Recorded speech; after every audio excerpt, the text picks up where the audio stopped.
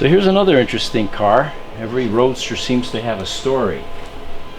This is VIN number 1457. This is the 7th to last Roadster built. The color is electric blue. It's a 2011, and it first came to us in June of last year, in 2019, as a bricked recovery candidate. The owner was preoccupied, and it wasn't until November that we checked with her and found out that the car was being scheduled to be sold to Tesla.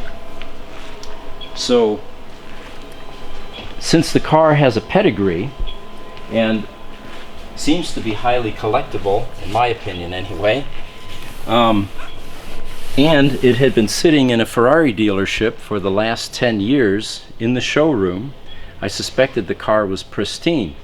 And sure enough, if you look at its condition, the windshield is absolutely flawless.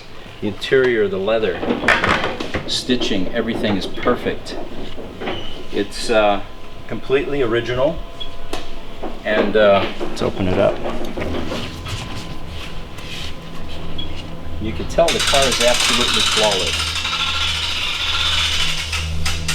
Now, the car never did get our level 1 or level 2 recovery, so it's still bricked. But I bought it in December of last year, 2019, and we brought it out here hoping that not too many sheets were gone, because about 9 months or so had gone by. And we did a level 1 recovery on the car, which indicated that 9 of the 11 sheets are good.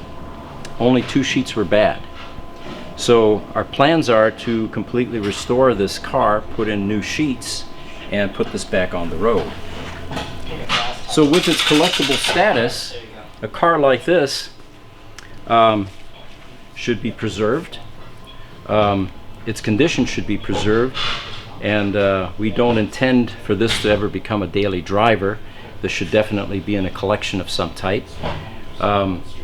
Since I personally own Tesla number 5 at this point, Roadster number 5, now I've got Roadster, almost the last Roadster, the 7th to last one built.